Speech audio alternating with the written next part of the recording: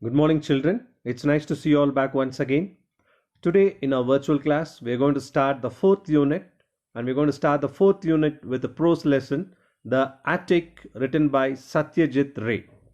Well, the title Attic implies that it is a small room at the top of the house, just below the roof. That is what is meant by an attic. Now, let us see in what way this term attic is associated with this particular lesson. So, this lesson is written by Satyajit Ray.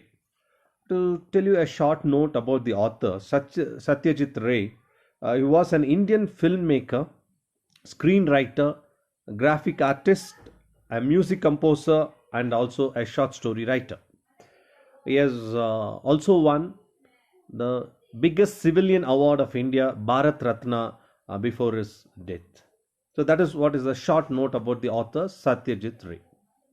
So this particular lesson centers around the moral that it is natural for every human being to make mistakes. But when we realize a mistake, we should try to rectify them. If you get a chance to rectify your mistake or pay back for it, in what way you will correct it? That is what we are going to see with a story in this lesson.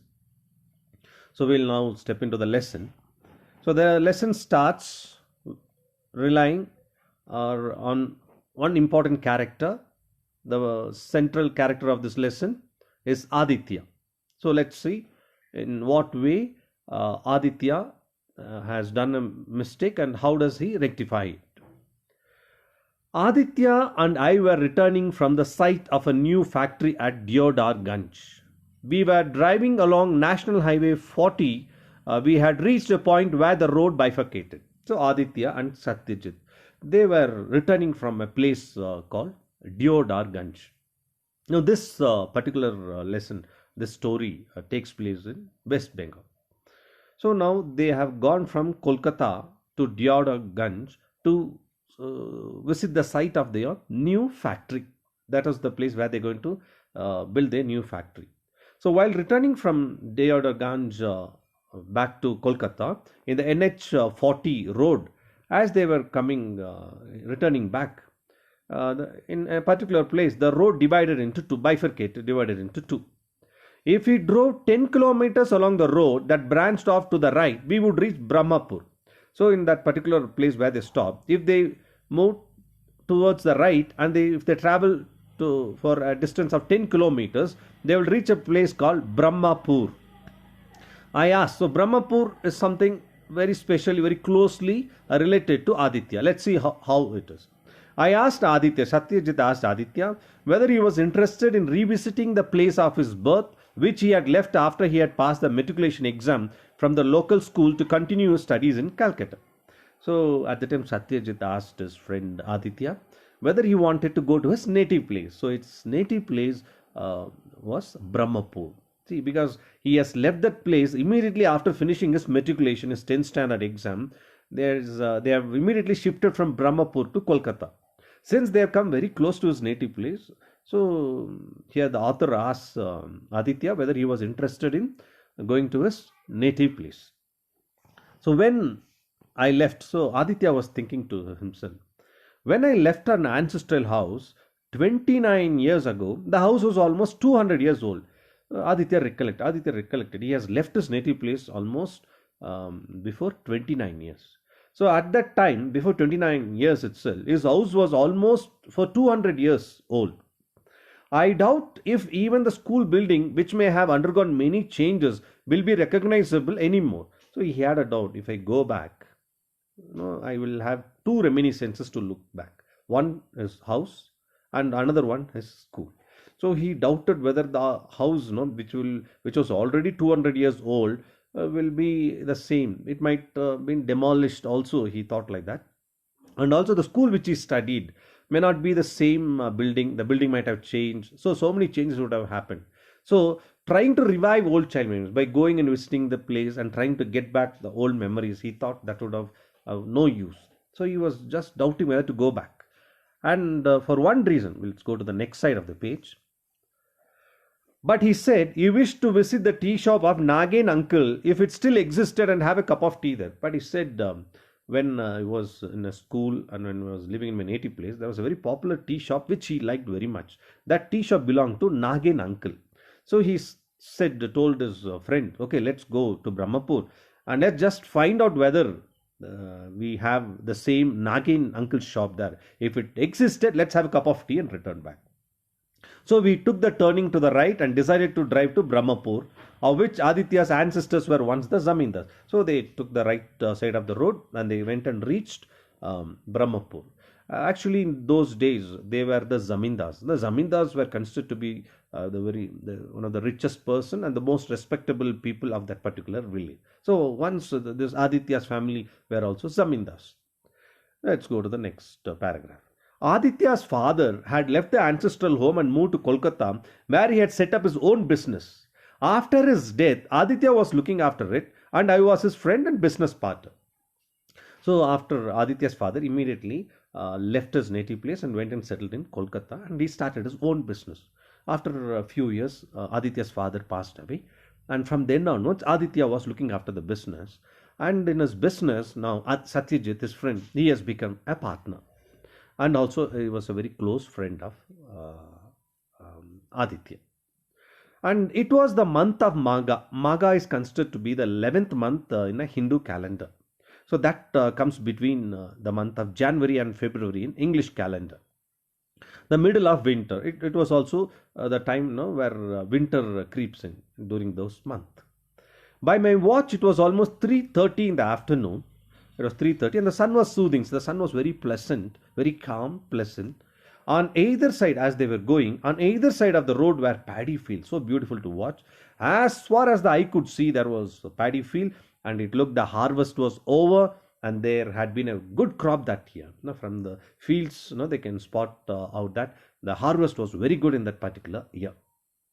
After about 10 minutes, we came to the local school. They came and reached to the local school. Beyond the iron gates, the school iron gates, they could see the playing field and two-storied school building. We move on to the next page. We got down from the car and stood in front of the gate. So behind the iron gate of the school, there was the playground and then two-storied building.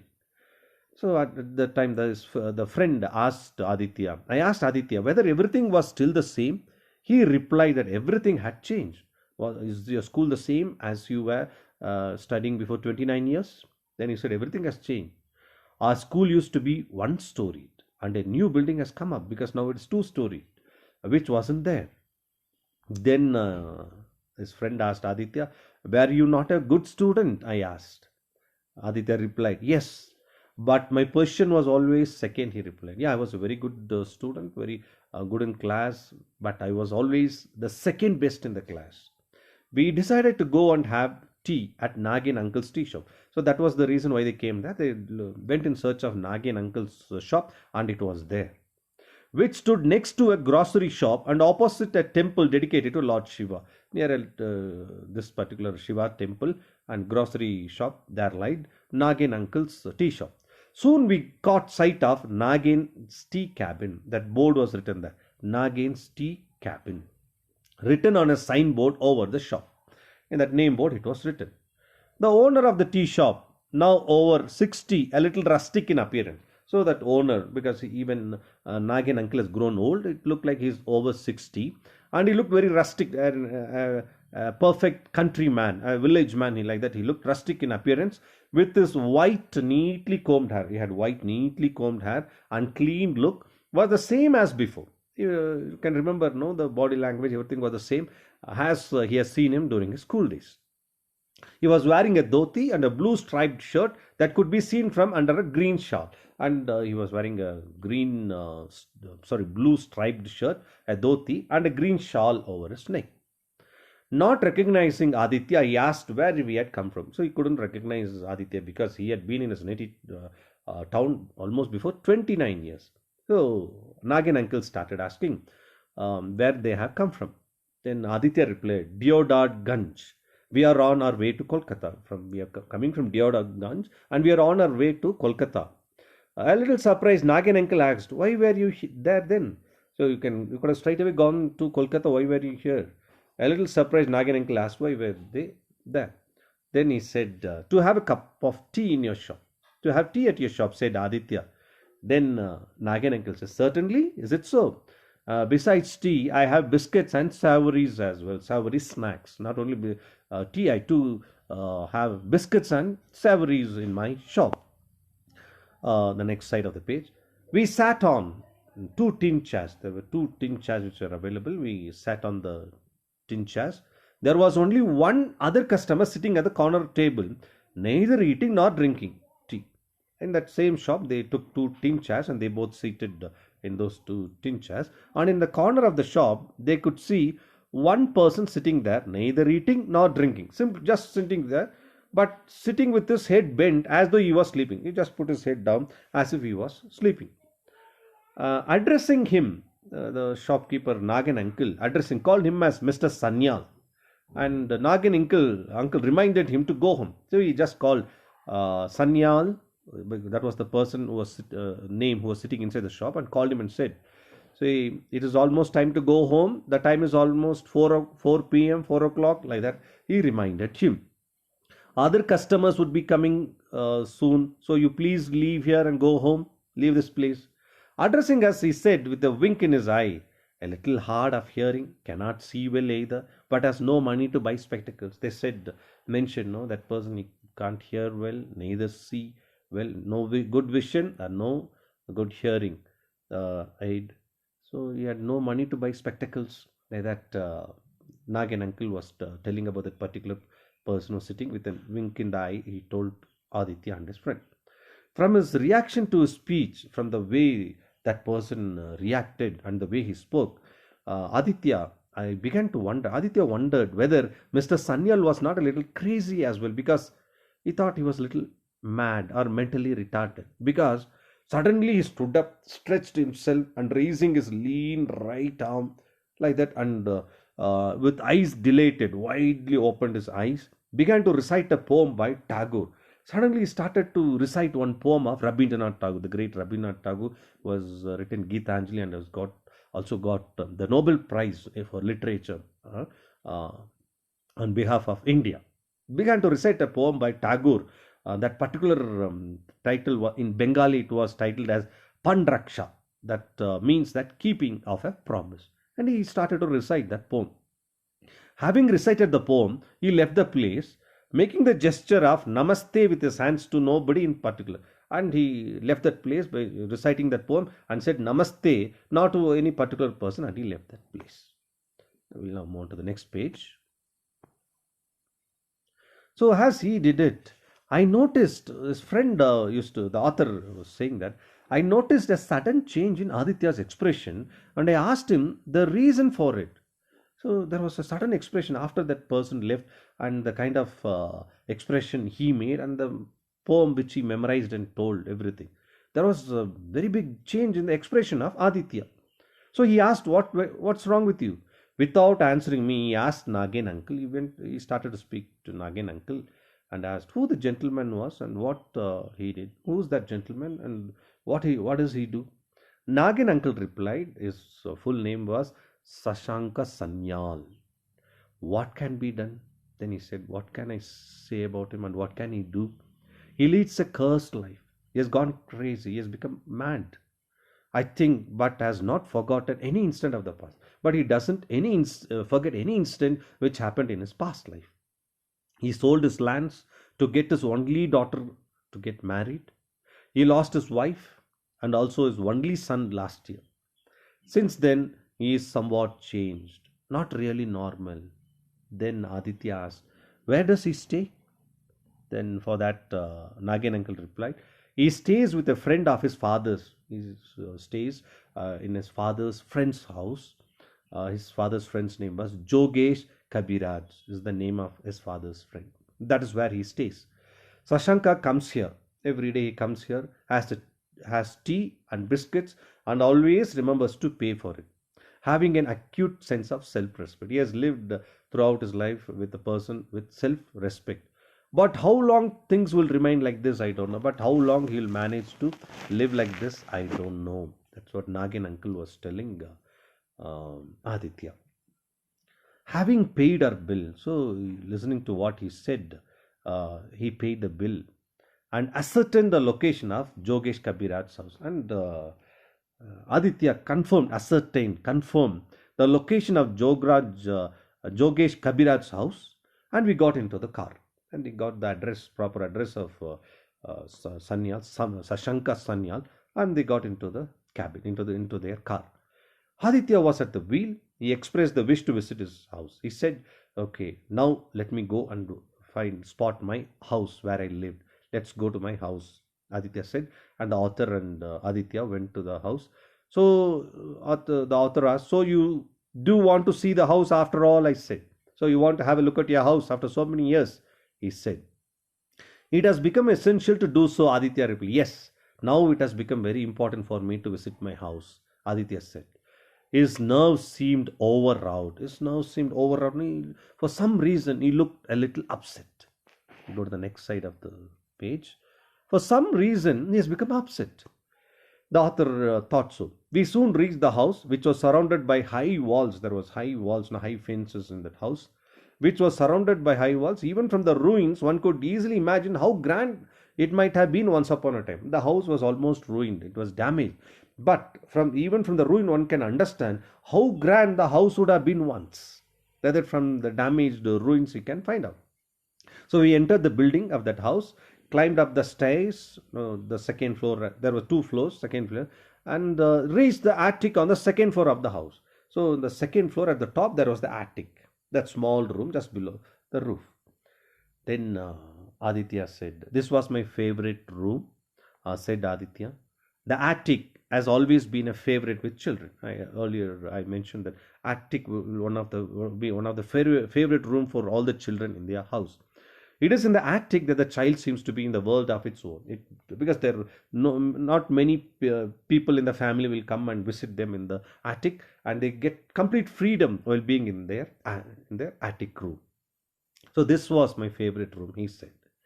The portion of the wall. So when they went to that attic, they noticed that the portion of the wall of the attic had crumbled down. It has been broken. The wall of the attic has been broken down, and through the window that has been created. And because since that wall was damaged, naturally a window has been created, and through that window they could see the sky, the fields, a part of the rice mill, the spire of the old temple, the topmost part of the old temple. Everything could be seen.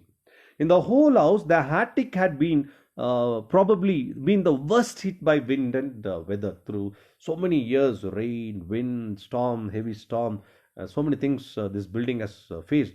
And in that entire house, the attic has been the most damaged part, obviously, because that is the topmost part of the house.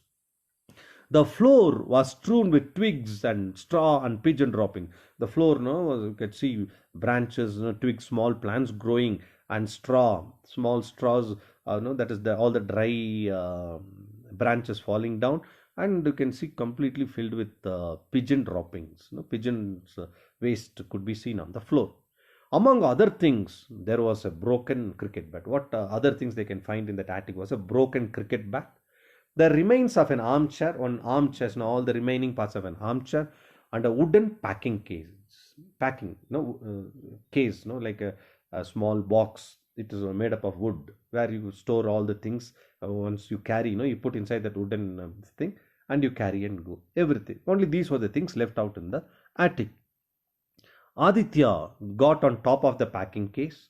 He climbed or went on that packing case and pushed his hand inside the ventilator, the top ventilator. Small opening will be there. He pushed his hand inside the ventilator, thus upsetting a sparrow's nest, a part of which fell to the ground.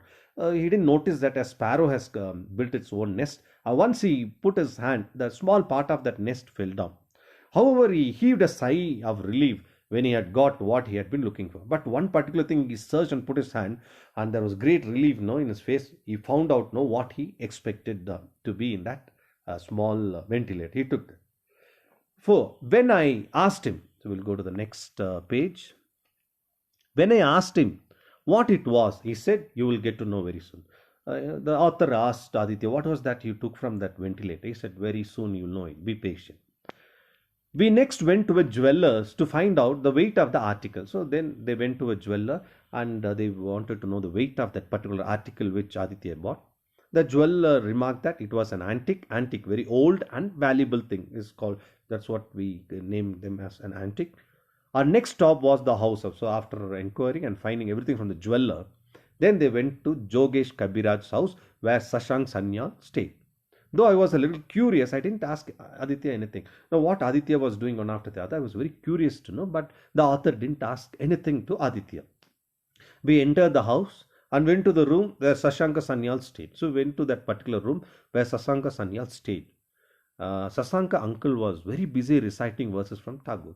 Then that particular time when Aditya and the author entered, he was very busily reciting verses from Rabindranath Tagore's book. When he had finished, Aditya asked, may we come in? He turned and faced us. Just asked permission whether we can come in. He turned and faced us. No one visits me, he said in an unperturbed manner. He said, nobody usually used to visit me. He said in a little bit disturbed manner. No, he was a little disturbed because nobody was there. He used to come and visit him. Would you mind if he come in? Aditya asked. Come in, he said. Except for a charpai. No, charpai is the place where we put on the floor for sitting. Except one charpai was there. There was nothing else to sit on. So we remained standing. They remained standing. Then Aditya asked, do you remember Aditya Narayan Chowdhury? In fact, that was his full name. Aditya asked him. Then for that, Sashanka replied, of course, said the gentleman. The spoiled child of affluent parents. Yeah, I know him. Why not? I know him. He is a spoiled child. He is a bad child of an affluent parents. Affluent, wealthy parents. Was a fairly good student, but could never beat me. He was a very good student, but he could never beat me because I was always the first and he always comes next to me. Could never beat me. He was extremely jealous of me. During my school days, he was extremely jealous of me and he used to tell lies always. I know, said Aditya. Aditya said, I know, because he knows that he was mentioning him only. He then took out a packet from his pocket and handing it over to him said, this is for you from Aditya. Yeah, please take this. Something he just, because the thing which he showed to the jeweler, he took it from his pocket and he said, this is for you. This is from Aditya. Please take it. Then Sasaka Sanyal asked, what is it? He asked. Money. Money? How much money? So Sanyal asked, how much money is that? 150 rupees. He has said that he will be happy if we accept it. See, this is, there I have 150 rupees. If you get this, I'll be very happy, Aditya said. Then Sashanka said, shall I laugh or cry? Aditya has given me money. I can't believe this. Why this sudden generosity? Why you have become so good and why very generous suddenly? Man does change with time. He has identified him as Aditya already. And Aditya replied, man changes by time. Perhaps Aditya is not the same Aditya as before. So believe me, trust me. I am not the same Aditya whom you have seen me before many years. Then Sashanka said, a change? I got the prize. Do you remember during our school days? I got the prize. He could not bear it. He took it from me to show his father. He said that I'll show it to my father and give, and never returned it to me. Said that there was a hole in his pocket. When he asked for the gift, for the prize which I got, you said there was a hole in the pocket of your pad and it had fallen through it. What a big liar you had been. Then Aditya said, this is the price of the medal. It is yours. Yeah, I know it. I accept. I told a lie.